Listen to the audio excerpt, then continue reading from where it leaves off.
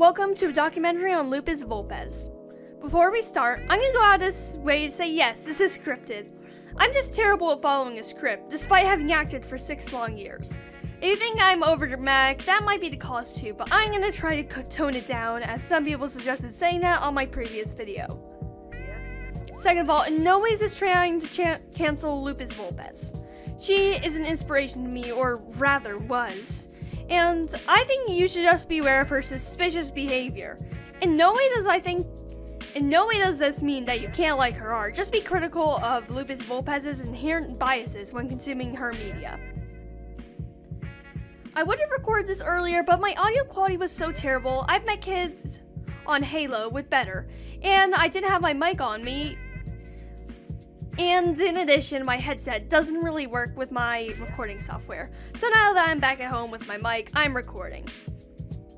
If you don't believe what I say or believe I take too long to say things, you can view the proof in the Google Drive attached below.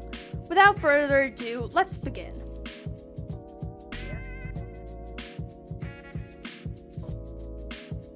LupisVulpes was an early animator on YouTube with videos that date back to 2010.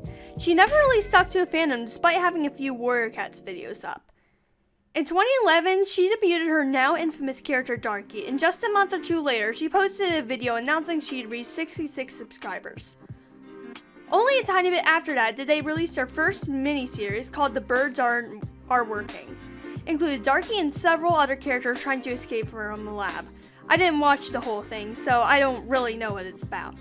By December of 2011, their current art style is becoming very visible in the way that they drew. From here, things sped up. In 2013, they released their first map called The Bidding. They continued posting AMVs and such. One of them was Oh Queen Paint. This caused me to create my AMV, Oh Bubblegum, years later, so you can really see how much this person used to mean to me.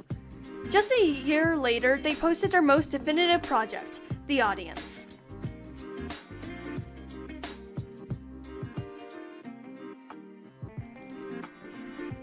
The Audience only had one episode featuring mostly characters previously showed in their map parts.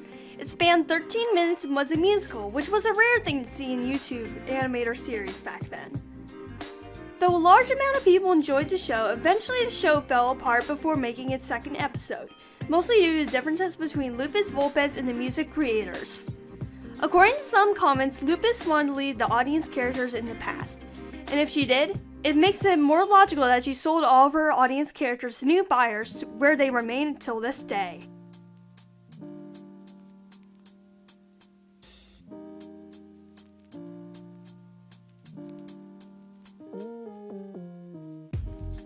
Remember that one character called Darky who I said was infamous?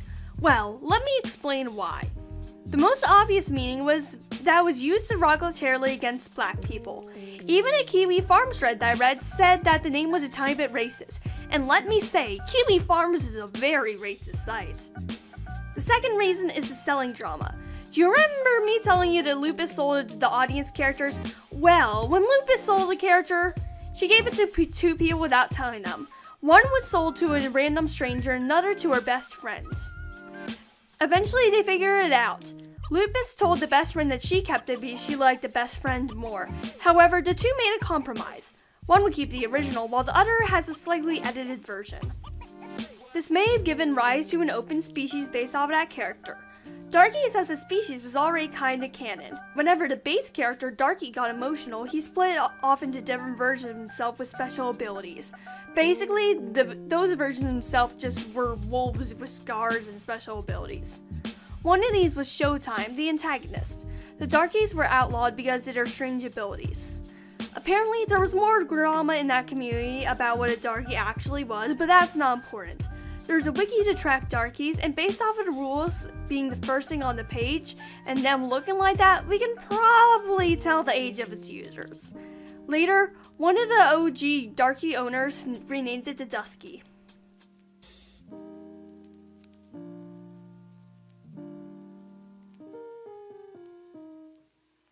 Before we get to the meat of the story, I'm going to talk about some things too small to make their own section, or things I'm not informed enough to talk about, so I don't want to accidentally misinform you.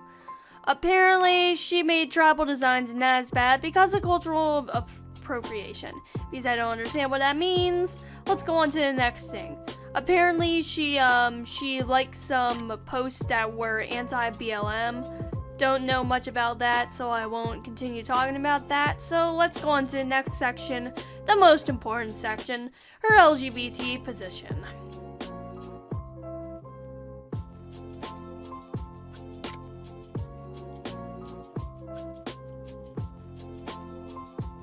Believe it or not, but LupisVulpes has been known for a long time to have a negative stance about LGBT people in general. At one point, they even caused her to delete her DeviantArt, making it rare to find her old art outside of animation.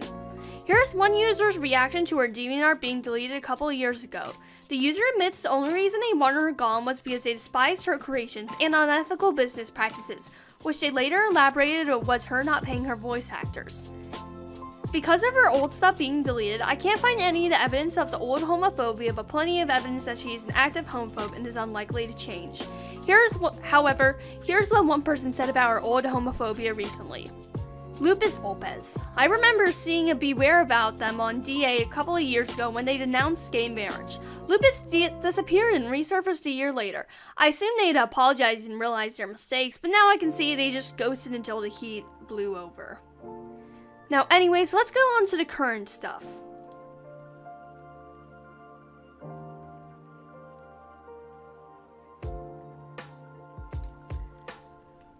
This may seem entirely unrelated, but here's what LupisVulpes had to say about Steven Universe. Yeah, Pride and Prejudice is so beautiful. The story is so good and I can relate to it a lot.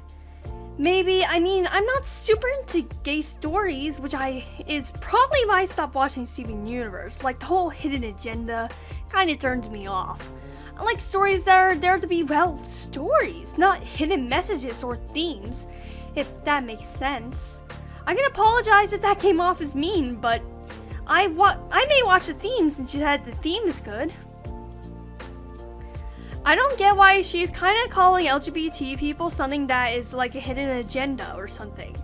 Like, we need to kind of have a purpose in order to be there. It's kind of rude. Also, all media has hidden themes unless you are watching Dora. Even Avatar has hidden themes. Hidden themes are good for media as they add depth. Steven Universe's underlying theme is definitely not gay good, straight bad. It's more so peace good, war bad. And that's not a hidden theme either. Kind of like how being gay is obviously not a hidden theme since they literally have a song about them being gay in the 30th episode. Another thing LupisVulpes did was deny using a trans flagging commission and inferring that being trans is sexual. Being trans is not sexual in any way. Here's how someone explained it to LupisVulpes. Hey, can I talk to you about something? It's in regard to the use of pride flags in your work. I know you've probably gotten DM'd by this by Milo or Lucas, but I'm a tiny bit confused, especially since you did make pride adoptables with Jensen in the past. I understand if your experience with him kind of sourced the whole pride movement for you, but me and a lot of your audience, the majority of which are LGBTQ+, it's shocking and a little bit hurting to hear that you see pride flags as something sexual, which they aren't. I understand that when you're a straight woman, it can seem like LGBT people are rubbing their orientation into other people's faces. But to many of us, being the majority of our lives told that our identities are wrong and need to be fixed, finding our identities and being comfortable with them is really important to us. Pride isn't supposed to make other people feel bad. It's an act of defiance against those who try to oppress our identities. I don't want to make it seem like I'm accusing you of anything or lecturing you. I just hope this cleared some things up. I know it can be hard to understand things from an outsider's point of view, but I just want to let you know that I'm here to help you if you're willing to listen. It's a really important topic to me, Kai, Nyan, and the majority of your fans. I just want to help you understand how important my identity is to me and other people. It's who I am. Unfortunately, I couldn't find any other Discord messages elaborating on what happened after that. So, let's just continue on to the next thing. This information was released onto Twitter, and the animation fandom was very annoyed. Another person who was very annoyed was a former moderator on one of LupisVulpes' servers. Let's hear what they had to say. I just want to come forward and say that I don't associate with LupisVulpes any longer. Yes, she was my friend, and the things that she said took a big toll on my mental health. I cannot, in any right mind, condone the things she said about the LGBTQ plus community. Thread. For context, I was friends with Lupus since 2014, a moderator on her live streams as well as a mod on her Patreon Discord.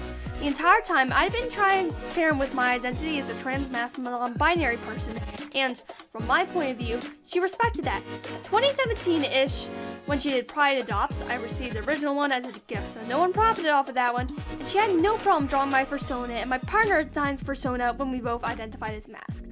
She mentioned making a character from Captain and his crew, Marlon, gay. A year or two later, she became a lot more withdrawn from people she called her friends, despite invitations to hang out, talk, play games, etc. I was friends with her on Facebook and noticed her sharing a lot of religious scripture, which I had no problem with. I realized that not every religious person is bigoted. I know a lot of very kind Christian allies, as well as LGBTQ plus Christians. Things got kind of sus when she started sharing pro-life things, however. She asked me to mod her Patreon server and I accepted, because I thought we were still friends. However, she seemed to want to avoid conflict at all costs, even if this meant that people were mentioned to her Patreon server who posted potential threats to arrested individuals in there, many of them minors. Myself and other mods received a lot of complaints, but one day we brought this up to Loop. She brushed them off as, well, they haven't done anything bannable yet, despite some people in the server being triggered and leaving in the presence of other people. When Milo approached me with screen caps of Loop not wanting to draw the pride flag, despite her having no problems with that years ago, I immediately went to her about it, trying to explain the importance of pride. That was probably the screenshot we just saw, by the way. I had no context for that, but this is probably context. I tried to be gentle, since I thought she was just a confused person with the right intention, as she had been in the past, but her response just made me frustrated and hurt. I knew I should have spoken up about this when this happened. It happened at a point in time where I was really emotionally vulnerable. I had just come out to my parents and also was in the process of moving apartments. I was just mentally exhausted and I apologize about this. Anyway, she closed the Patreon server and we haven't talked since. I'm bitter and angry. I had no idea she treated Jensen so badly during their relations in regards to his gender. I had no idea she said homophobic things about hidden agendas. Had I known she didn't respect my identity, I would have cut her ties a lot sooner. I kept on giving her second chances because I honestly believed she was a good person. Emily, my identity is not a choice. It's not politics, it's who I am, and if you don't respect that, then you don't respect me. I'm sorry this took so long to post. Life has been really overwhelming and things are hard for me to process during the past couple of months. Wow. I didn't know about the whole deal with Jensen. However, it seems like that is a very important thing. I haven't been able to find anything about it since I've read this, so I can't post any evidence that anything ever happened. However, this kind of counts as a piece of evidence in my opinion. If I receive anything about this, I'll of course post it to Google Drive linked in the description.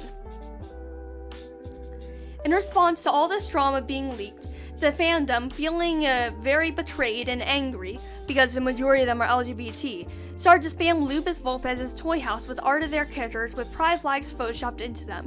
Personally, I think it's kind of harassery, but still incredibly creative. A user pointed out that they say they are going to a college owned by a televangelist, aka extreme Christian, so we can only assume her stance is unlikely to change at any time soon.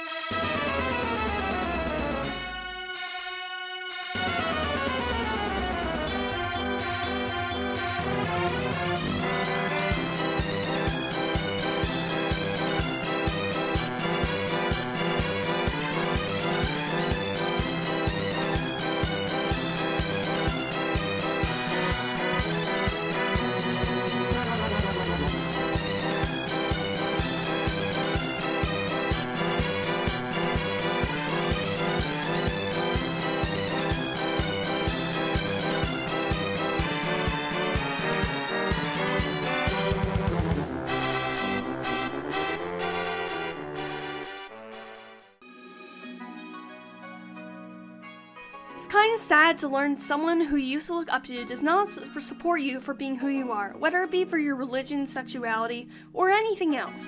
However, you can still look back on their works and smile as long as you remember to not idolize them and to still be knowledgeable of influences in their media.